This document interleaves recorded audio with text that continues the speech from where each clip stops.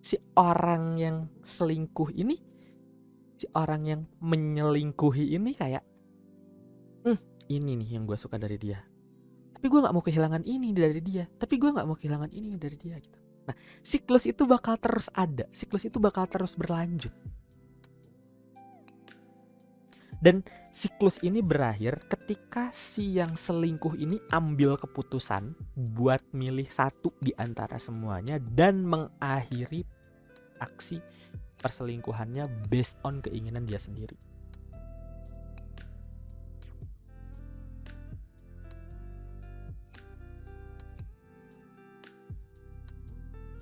Halo teman curhat semua, Snow di sini. Video kali ini aku mau ngobrol tentang topik yang lagi panas banget. Isunya lagi marak di mana-mana dan bahkan beberapa artis sampai cerai karena diduga melakukan hal ini gitu loh. Hal yang cukup lama dibahas dan bisa jadi salah satu isu penyebab hancurnya sebuah hubungan, entah itu pacaran atau pernikahan, yang jelas berkaitan sama romansa. Ya, di video kali ini aku mau ngurai penyebab perselingkuhan. Oke. Nah, apa sih yang menyebabkan orang bisa selingkuh gitu ya? Nah, di sini aku udah bikin coretan-coretan yang nanti bakal aku jelasin. Oke, jadi aku mau mulai dengan definisi dulu guys. Jadi kan gini, tiap orang itu bergerak berdasarkan definisinya masing-masing. Nah, jadi alasan pertama menurut aku kenapa orang-orang atau kenapa setiap orang itu mungkin bisa selingkuh, karena definisi selingkuhnya yang belum sama. Gini loh, ada orang yang bilang bahwa selingkuh itu cuman chat doang sama lawan jenis itu udah dibilang selingkuh. Ada yang bilang bahkan hanya melirik doang juga itu udah dibilang selingkuh. Atau bahkan ketika explore dari media sosialnya gitu ya, itu cewek-cewek itu juga udah bisa dibilang selingkuh. Nah, pertanyaannya adalah apakah definisi si cowok sama si cewek ini sama tentang selingkuh? Karena kalau beda, si cewek bisa bilang bahwa iya kamu tuh udah lihat lawan jenis di HP kamu selain aku aja itu udah selingkuh. Dan sedangkan si cowok menganggap bahwa ya ini mah aku cuman lihat-lihat doang. Sebelah mana selingkuhnya, karena dia nggak nganggap itu sebuah perselingkuhan. Jadi definisinya yang nggak sama, dari situlah awal mulanya muncul kayak si cewek nganggap si cowoknya selingkuh tapi si cowoknya nggak ngerasa selingkuh, atau si cowok nganggap ceweknya selingkuh tapi si ceweknya nggak ngerasa selingkuh. Nah, di sini nih, ini yang perlu diselaraskan dulu, ini yang perlu disamakan dulu. Jadi apa definisi selingkuh? Coba kalau bisa diurai dengan jelas dan spesifik. Misalnya kayak gini, kalau misalnya udah sampai kiss bibir gitu kan, itu baru masuk selingkuh. Tapi kalau misalnya sebelum itu belum masuk kategori selingkuh misalnya. Atau kayak kalau misalnya udah sampai ketemu dan dari ketemu itu berlanjut sampai pertemuan kedua, ketiga, dan keempat, dan seterusnya, maka itu disebut selingkuh. Kalau misalnya cuman up to 3 kali ketemuan dengan orang yang sama di luar perjanjian bisnis atau di luar klien, dan itu alasannya personal, baru itu dibilang selingkuh. Nah, jadi penyebab perselingkuhan itu berawal dari perbedaan definisi selingkuh yang ada di pikiran si cowok sama si cewek ini gitu loh. Karena perbedaan inilah yang pada akhirnya mengarahkan seseorang untuk mencari. Kebayang gak? Ketika kamu udah kepikiran, wah kayaknya pasangan aku selingkuh nih. Nah, otak kamu, pikiran bawah sadar kamu bakal mencari fakta-fakta fakta yang menurut kamu fakta untuk memvalidasi pikiran kamu itu, untuk memvalidasi pertanyaan kamu itu. Jadi kalau kamu menanyakan, kayaknya pasangan aku selingkuh deh, dan kamu mencari, then you will find the proof. Itu sebuah kepastian bisa dibilang, karena otak kita didesain untuk menjawab pertanyaan yang kita tanyakan ke diri sendiri. Begitupun sebaliknya. Begitupun sebaliknya. Ketika kamu menganggap bahwa kayaknya pasangan aku setia nih, kamu juga bakal mencari jawaban-jawaban yang membuktikan kalau pasangan kamu itu setia. Gitu. Oke. Nah, di sini ada satu series yang menurut aku bisa menjelaskan tentang gimana terjadinya perselingkuhan dan bahkan mungkin apa yang terjadi, gimana prosesnya gitu ya, di film drakor. Di film drakor yang judulnya itu Love with Marriage and Divorce kalau nggak salah. Itu ada di Netflix. Kamu bisa cari di situ, itu ada beberapa season, dan mungkin kalau misalnya aku bisa review itu tapi nanti. Tapi pelajaran ini aku dapat setelah nonton series itu gitu ya. Jadi pertama itu dulu, definisi selingkuh yang belum sama. Perbedaan definisi selingkuh inilah yang menjadi alasan pertama. Kemudian alasan kedua adalah manusia itu homo sosialis. Manusia itu ingin bersosialisasi. Manusia itu nggak bisa hidup sendirian. Gitu. Dari zaman dulu manusia itu udah terdesain untuk berkelompok. Manusia itu sudah dari DNA-nya ingin mengenal satu sama lain, ingin berkumpul. Ditambah dengan tugas perkembangan manusia di umuran early 20s, yang itu tuh antara membangun lingkungan dengan intimacy yang kuat gitu ya, dengan kedekatan yang kuat, entah itu lewat keluarga besar, entah itu keluarga kecil, atau dengan teman-teman, atau dengan sahabat gitu ya, dan segala macam, bahkan sampai selingkuhan juga masuk di situ. Atau kalau enggak ngalamin itu, dia bakal ngerasa terisolasi, dia bakal ngerasa sendiri, dia bakal ngerasa nggak ada yang menganggap keberadaannya gitu kan, dan hal-hal lain yang pada akhirnya menjauhkan dia dari lingkungannya. Itu tugas perkembangan di umur 20 sampai 40 tahun, guys. Nah, rentang dimana kebanyakan kasus perselingkuhan terjadi. Gitu loh. Aku tidak membenarkan perilaku selingkuhnya, tapi aku mencoba melihat dari teori psikologinya. Teorinya dari Erik Erikson tentang perkembangan psikososial.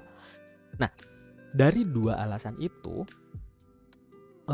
aku bisa ngelihat bahwa seenggaknya pintu pertama dari selingkuh itu adalah terjadinya interaksi atau adanya obrolan awal yang berulang. Oke, obrolan awal yang berulang, kemudian obrolan itu melengkapi atau mencentang gitu loh. Kayak misalnya gini, wah ternyata dia tuh orangnya suka juga main game ya gitu. Wah bahkan dia punya PS5 sendiri.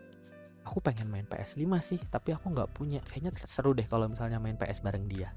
Gitu. Nah, si obrolan ini tuh melengkapi kepingan puzzle, ketertarikan.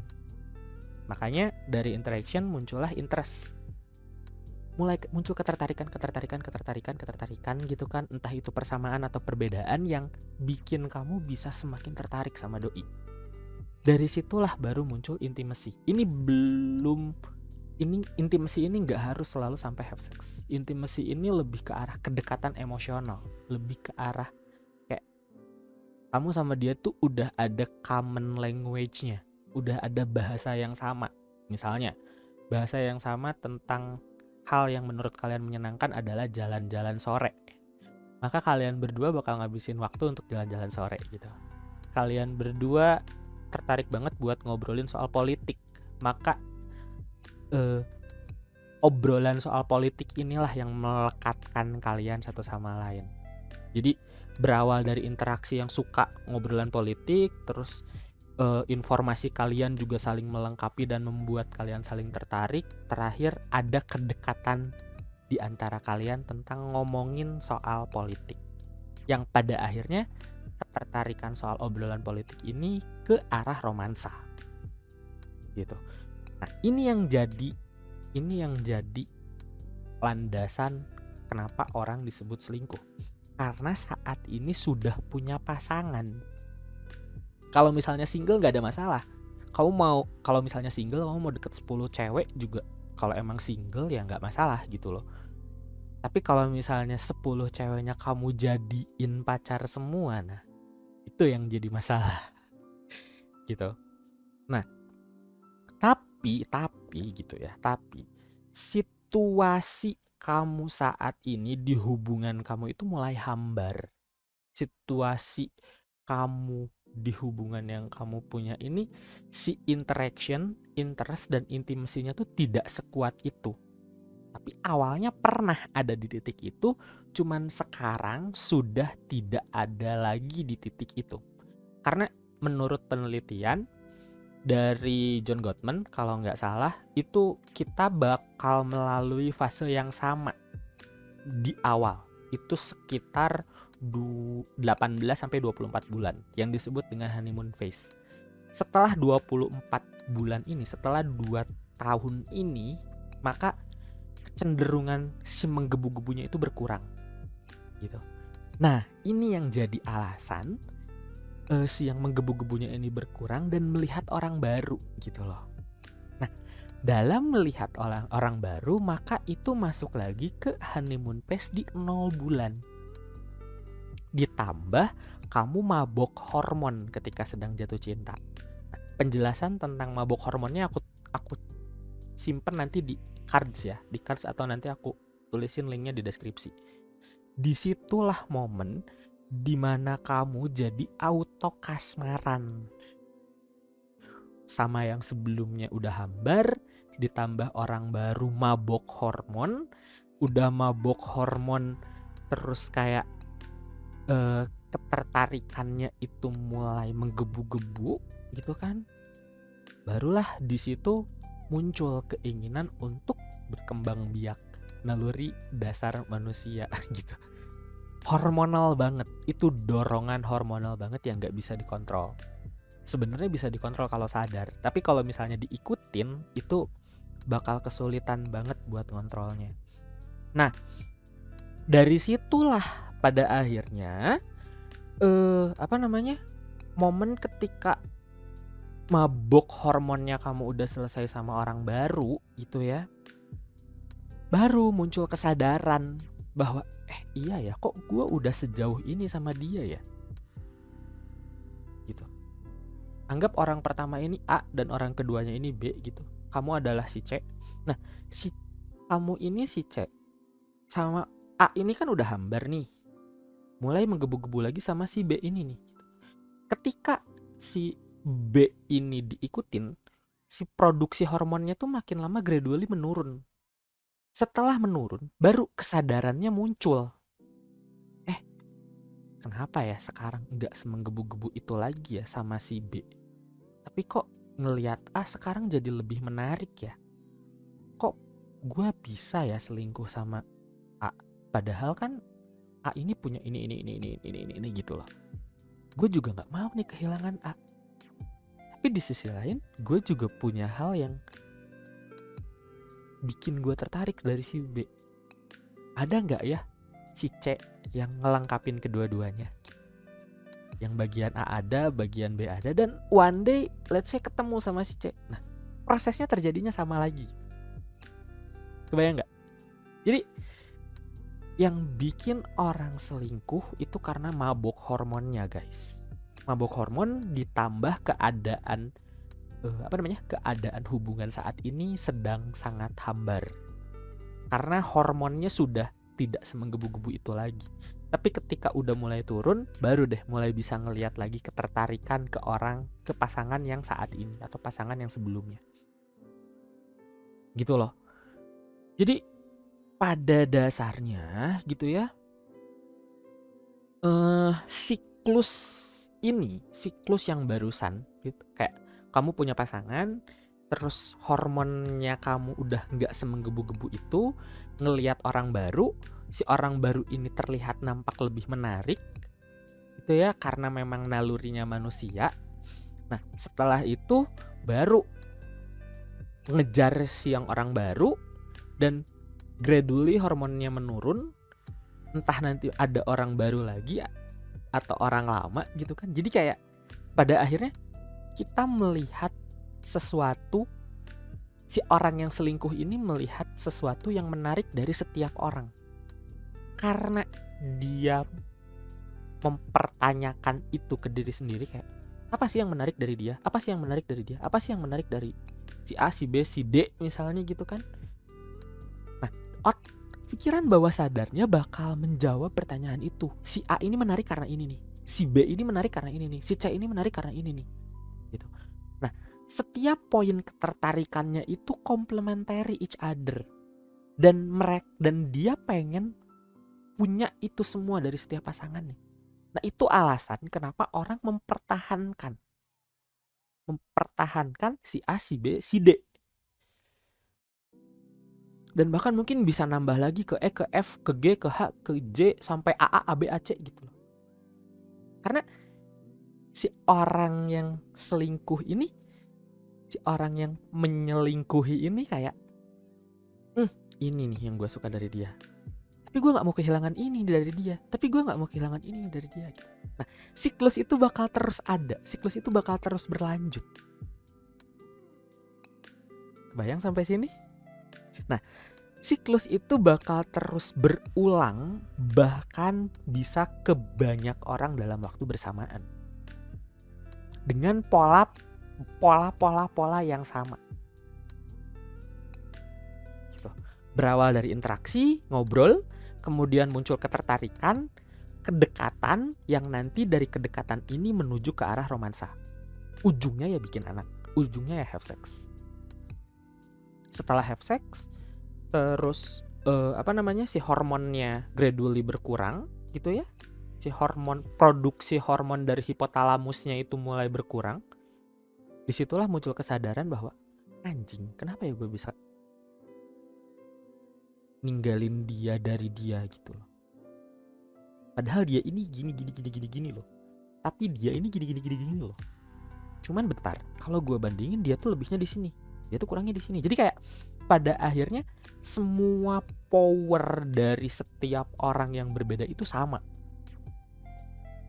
Jadi dia bingung, dia nge-feed, dia ngasih makan biar setiap orang itu powernya sama.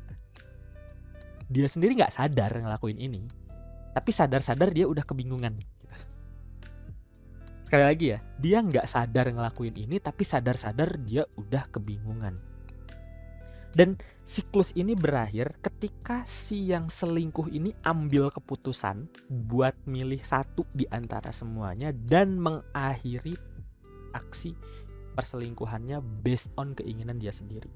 Entah itu menyesal karena telah kehilangan, entah itu ketahuan selingkuh sama semua pasangan dianya jadi crash, entah itu apapun itu, yang jelas ada satu event di mana dia sadar bahwa dia harus ngambil keputusan dan berakhir di satu orang.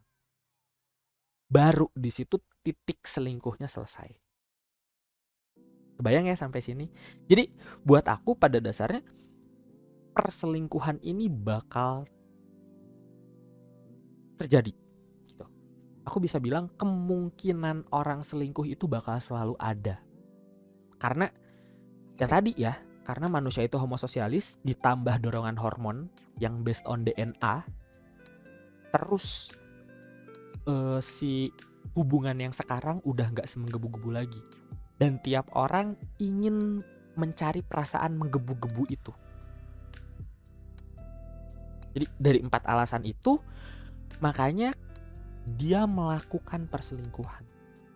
Yang disebut selingkuh itu ya kalau ketika dia saat ini sudah punya pasangan. Kalau belum ya nggak akan bisa dibilang selingkuh gitu loh. Kalau belum ya paling dia cuman dibilang tebar-tebar pesona atau playboy cap kabel.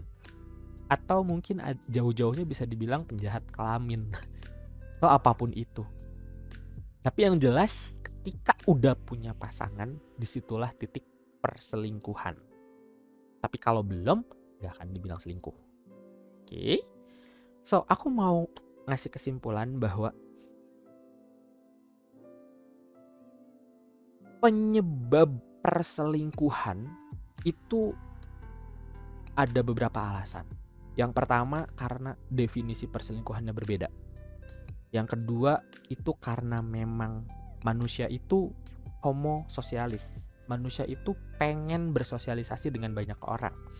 Tapi proses sosialisasinya itu mulai dari ada obrolan, dari interaksi yang membangun ketertarikan sampai kedekatan ke arah romansa. Gitu.